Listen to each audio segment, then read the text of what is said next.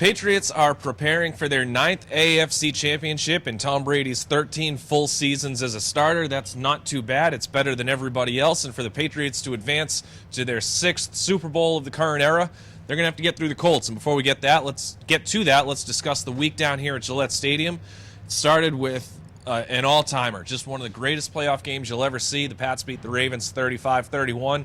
I don't think there was a single element of that game that you really could have predicted, aside from maybe the Patriots scoring more points than the Ravens, like we both picked on the paper. But again, it unfolded just in dramatic, unpredictable, thrilling fashion. It did, and you know, at the outset, I thought the Ravens were going to be a tough opponent. They were the 6th seed, but for whatever reason, they seem to know how to play the Patriots. They've had their number in the past, and, you know, they gave it to them. They came in right out of the chute, went right down the field, and scored on the defense in their first 2 possessions, and that's something we really hadn't seen in quite some time. And people started to get nervous. But, you know, the Patriots kept coming back. The offense, which had been sputtering of late, started slow but kept coming back, and we saw things that we hadn't seen before, like Julian Edelman throwing the football, a perfect 51-yard touchdown bomb to Danny Amendola. They pulled everything out of their bag of tricks and had to beat the Ravens. Yeah, I mean, the 4 offensive line plays were unbelievable. I mean, something that you just couldn't understand what was happening at the time. Same with the Ravens, who completely mismanaged and bungled that situation. But, I mean, the comeback drives, the resiliency, they scored touchdowns after each time the Ravens went up by 14 points. Yeah, twice. Yeah. And when it looked like the Patriots were going to wrestle control in the 4th quarter after taking over in Ravens territory, they go 3-0. The Ravens go down the field and score after Jamie Collins' forced fumble was negated by a Revis holding penalty. I mean, it was just the twists and turns were unbelievable. You really didn't know how that game was going to play out. Just one of those things that every time that game comes up on the highlights or on replay on the networks or whatever, you're probably going to want to stop and just kind of pay special attention to it, because you never know how many of those you're going to see, whether it's the Patriots or anybody involved in it. It was just a fun game to be at. The second biggest storyline of the week, though, I think, or one of the bigger storylines of the week, is the Patriots are preparing for the Colts without Brian Stork. The rookie center has done a phenomenal job in the middle of that offensive line.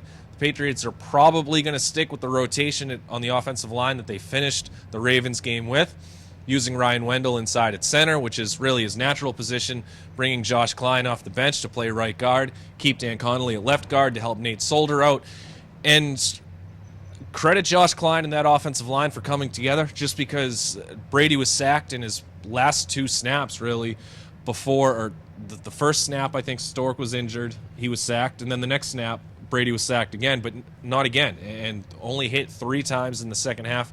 They played well. They're going to have to play probably better against the Colts.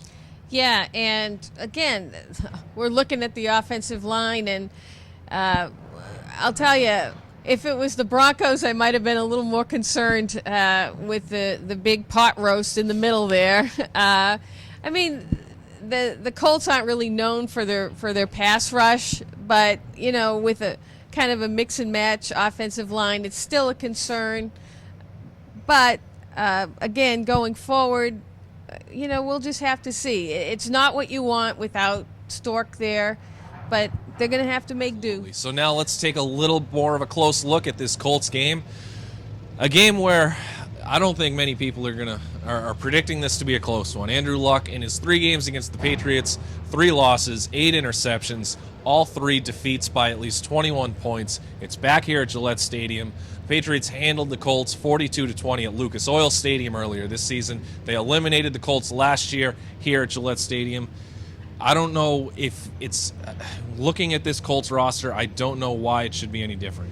Well, it's about matchups, and I just happened to go through all of them and wrote a big thing about matchups. And you look at a team like the Ravens, and where they're strong are areas where the Patriots have a little difficulty. The Ravens have a very strong defensive line. The Patriots struggle a little bit with their offensive line. Indy, on the other hand, really doesn't have that strong a pass rush. The Ravens have a great running game. The Patriots have struggled on occasion stopping the run. The Colts, not really a running game to speak of. No. So areas where you can hurt the Patriots, Indy just doesn't have. They're a one-man band. Let's face it. Andrew Luck or bust.